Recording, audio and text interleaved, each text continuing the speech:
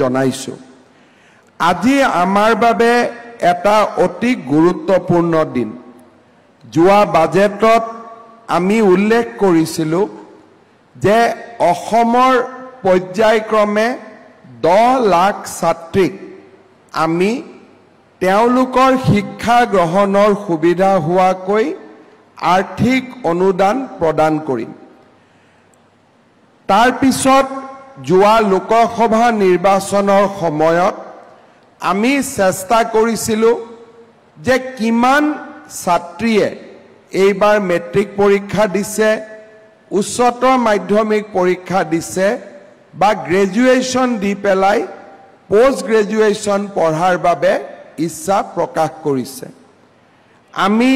এটা সমীক্ষা চলাইছিলোঁ আৰু তেতিয়া আমি দেখা পাইছিলোঁ যে প্ৰায়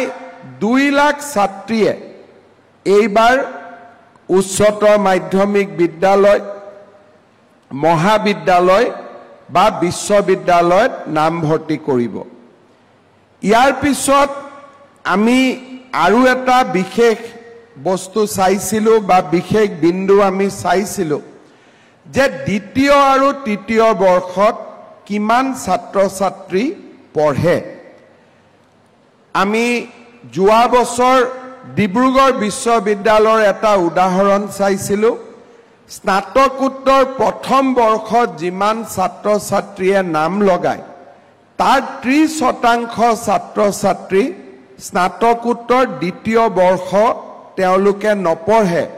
আৰু তেওঁলোকে বিশ্ববিদ্যালয়ৰ পৰা আঁতৰি যায়। তেনেকৈ উচ্চতৰ মাধ্যমিকতো প্ৰথম বৰ্ষত নাম লগোৱা বহুত ছাত্ৰ ছাত্ৰীয়ে দ্বিতীয় বৰ্ষত নপঢ়ে আৰু ডিগ্ৰী ফাৰ্ষ্ট ইয়াৰত নামভৰ্তি কৰা বহুত ছাত্ৰ ছাত্ৰীয়ে ডিগ্ৰী ছেকেণ্ড ইয়াৰ আৰু ডিগ্ৰী থাৰ্ড ইয়াৰ নপঢ়ে। আজি যদি আমি অসমত চাওঁ প্ৰায় 2 লাখ ছাত্ৰীয়ে প্ৰথম বৰ্ষত নাম লগাইছে, সি উচ্চতৰ মাধ্যমিকে হওক, স্নাতকে হওক, স্নাতকোত্তৰে হওক। কিন্তু যেতিয়া আমি ফাইনেল ইয়াৰত পৰীক্ষা কিমান ছাত্ৰীয়ে দিলে বুলি 3 বছৰ পিছত আমি খবৰ ল'ম, প্ৰায় 30% ছাত্ৰী শিক্ষা গ্ৰহণৰ পৰা আঁতৰি যায়। ইয়াৰ কাৰণ ঘৰৰ আৰ্থিক অৱস্থা এটা ডাঙৰ কাৰণ। তাৰ লগতে বিভিন্ন চাকৰি বাকৰিৰ সুযোগ পায়ো বহুত ল'ৰা ছোৱালীয়ে শিক্ষা গ্ৰহণৰ পৰা আঁতৰি যায়। তৃতীয় এটা বহুত ডাঙৰ কাৰণ আছে যে ছোৱালীৰ বিয়া হোৱাৰ কাৰণেও বহুত ছোৱালীয়ে খুব সোনকালে কলেজ আৰু স্কুল এৰি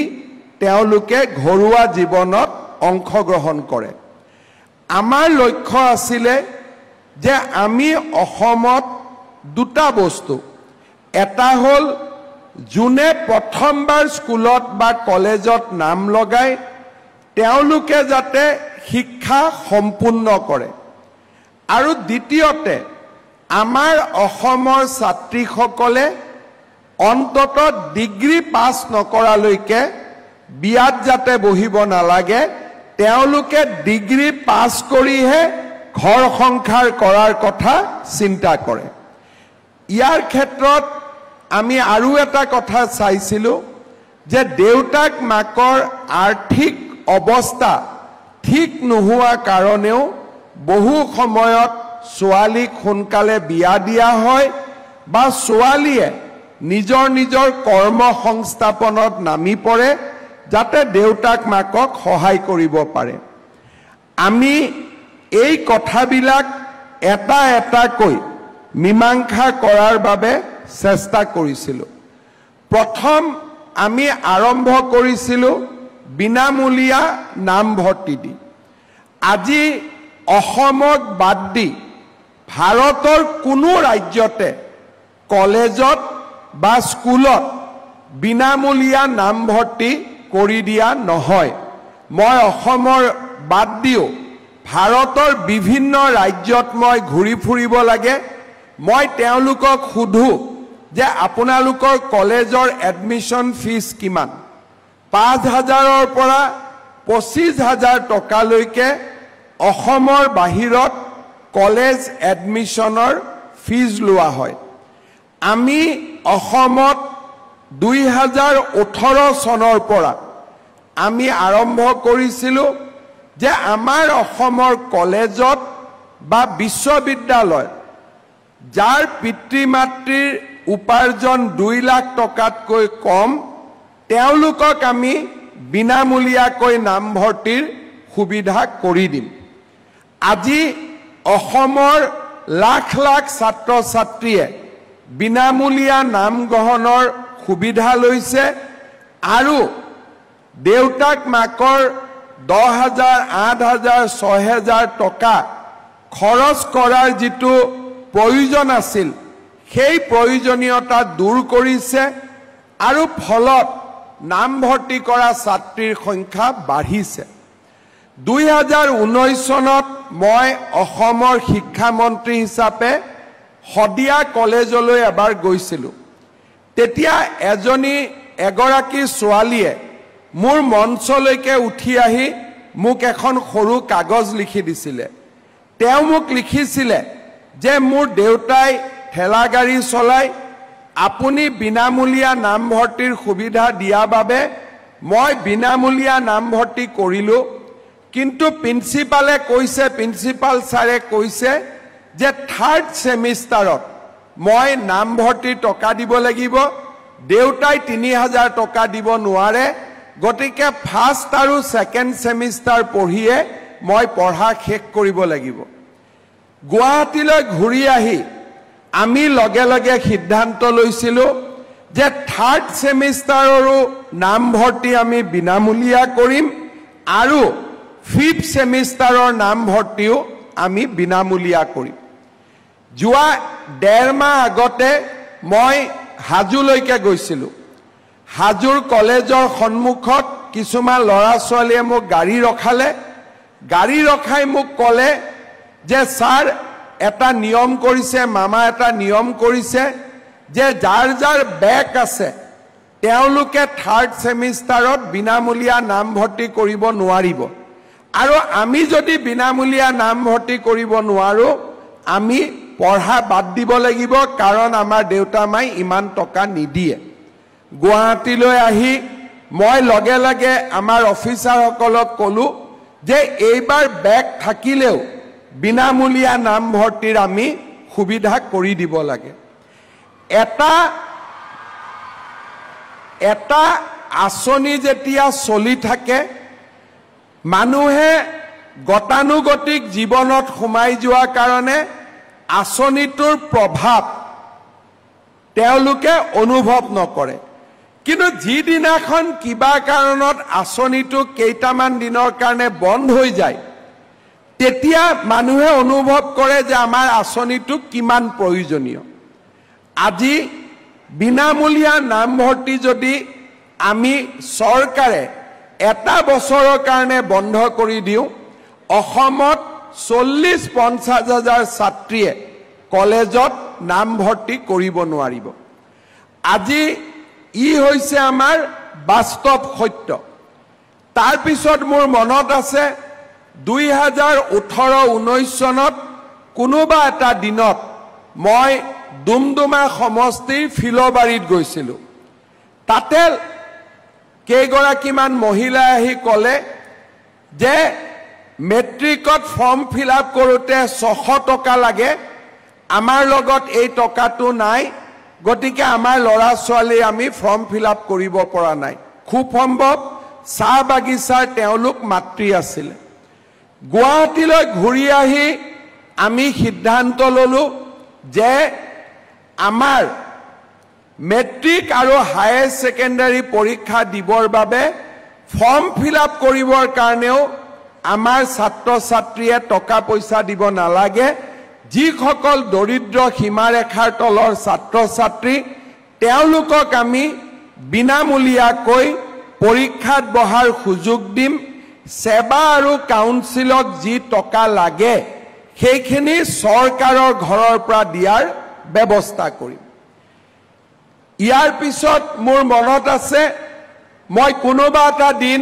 বিহালীত এখন কলেজলৈকে গৈছিলোঁ ছোৱালীসকলৰ লগত বহি কথা পাতিছিলোঁ তেতিয়া মই এনে ধেমালিতে সুধিছিলোঁ যে তোমালোক যে ৰাতিপুৱাই কলেজলৈকে আহা দিনত কি খোৱা কোনোবাই ক'লে কেণ্টিনত এয়া খাওঁ সেয়া খাওঁ কিবা কিবি ক'লে তাৰ পিছত মই সুধিলোঁ যে অহা যোৱা কেণ্টিনত খোৱা গোটেইখিনি কৰোঁতেতো প্ৰতিটো দিনতে 50 টকাৰ পৰা 100 টকা লাগে দেউতাহঁতে দিব পাৰে নে নাই তেতিয়া তেওঁলোকে বহুতে ক'লে যে নামভৰ্তি বিনামূলীয়া কৰাৰ পিছতো কলেজ বা স্কুলত অহা যোৱা কৰাৰ খৰচটো নোহোৱা কাৰণে আমি বহু সময়ত কলেজত অহা বন্ধ কৰি দিব লাগে তাৰ পিছত মই ষ্টুডেণ্টৰ লগত যেতিয়া মোৰ মনত আছে আৰু এটা মই কথা পাতিছিলোঁ যে বহুত ষ্টুডেণ্টে মোক কৈছিলে যে আমি হোষ্টেলত থাকোঁ হোষ্টেলৰ মেছ ডিউজৰ টকা দিবৰ কাৰণে আমাৰ দেউতা মাসকলে কেতিয়াবা অসুবিধা হয় পিছ পৰি যায় আৰু সেইকেইটা দিন হোষ্টেলৰ মেছৰ পৰা আমাক প্ৰেছাৰ দি থাকে টকাকেইটা দিবৰ কাৰণে কেতিয়াবা আমি মেছত ভাত খাবই নাযাওঁ আমি দূৰে দূৰে থাকোঁ যেতিয়ালৈকে দেউতা মায়ে আমাক টকাখিনি পঠাই নিদিয়ে এনেকৈ মই যেতিয়া স্কুলত যাওঁ ছাত্ৰীসকলে মোক কয় যে মামা চাইকেল এখন নহ'লে আমাৰ স্কুলত অহাৰ কাৰণে কষ্ট হয় বহুত দূৰ আমি খোজকাঢ়ি আহিব লাগে তাৰ কাৰণে আমাক আপুনি চাইকেল এখন দিয়াৰ ব্যৱস্থা কৰক আজি অসমৰ বহুত মানুহে মোক সমালোচনা কৰে যে হিমন্ত বিশ্ব শৰ্মাই চৰকাৰৰ টকা পইচা অপব্যৱহাৰ কৰে হিতাধিকাৰী সৃষ্টি কৰে কিন্তু আজি অসম চৰকাৰে যিমান আঁচনি ৰূপায়ণ কৰে এই গোটেই আঁচনিবিলাক আমি কেতিয়া ৰূপায়ণ কৰোঁ যেতিয়া মানুহে আমাক নিজৰ বেদনা আৰু নিজৰ দুখৰ কথা কয় কষ্টৰ কথা কয় দুখীয়া দৰিদ্ৰ আৰু মধ্যবিত্ত পৰিয়ালে নিজৰ সমস্যাৰ কথা কয় আজি আমিও সকলোৱে এই পৰিৱেশৰ মাজেৰে পাৰ হৈ আহিছোঁ আজি মই অসমৰ মুখ্যমন্ত্ৰী যদিও ময়ো স্কুলত পঢ়িছিলোঁ আৰু মা দেউতাই আমাক কেনেকৈ চলাইছিলে মোৰ বন্ধুসকলক কেনেকৈ চলাইছিলে আৰু কোনে কেনেকৈ আৰ্থিক অভাৱৰ মাজেৰে আগবাঢ়িছিলে তাৰ পৰিচয় বা তাৰ চিত্ৰ এখন এতিয়াও আমাৰ মনত সজীৱ হৈ আছে আজি অসম চৰকাৰৰ আঁচনিসমূহৰ কাৰণে ক্লাছ 9ত আমি চাইকেল দিওঁ 11 ডিগ্ৰী পোষ্ট গ্ৰেজুৱেটত আমি বিনামূলীয়া নামভৰ্তিৰ সুবিধা দিওঁ বহুতে স্কুলত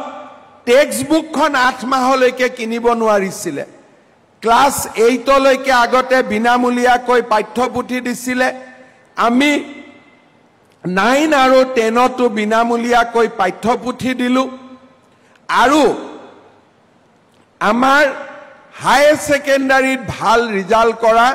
ছাত্ৰীসকললৈ আমি স্কুটি দিয়াৰ ব্যৱস্থাও আৰম্ভ কৰিলোঁ আজি যদি কোনোবাই মোক কয় যে চৰকাৰে হিতাধিকাৰীৰ সৃষ্টি কৰিব নালাগে বিনামূলীয়া নামভৰ্তিৰ ব্যৱস্থাটো বন্ধ কৰি দিয়ক কিমান ষ্টুডেণ্টে এডমিশ্যন ল'ব নোৱাৰিব আমি এবাৰ চিন্তা কৰি চাব লাগিব আজি বহুতে নাজানে এই 1000 টকা 1200 টকা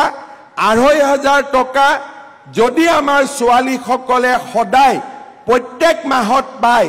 কিমান ছোৱালীৰ দেউতাক মাকে নিজৰ কষ্ট লাঘৱ হ'ব আৰু ছোৱালীসকলে নিজৰ ভৰিৰ ওপৰত নিজে থিয় দি কলেজ আৰু স্কুললৈ যাব পাৰিব ইয়াতে হিতাধিকাৰীৰ কথা নাথাকে মানুহৰ দুখ বুজিব পৰা এখন চৰকাৰ থাকিব লাগে আৰু তেতিয়াই মানুহৰ সমস্যা সমাধান হ'ব পাৰে এইটোৱে হৈছে আটাইতকৈ প্ৰয়োজনীয় কথা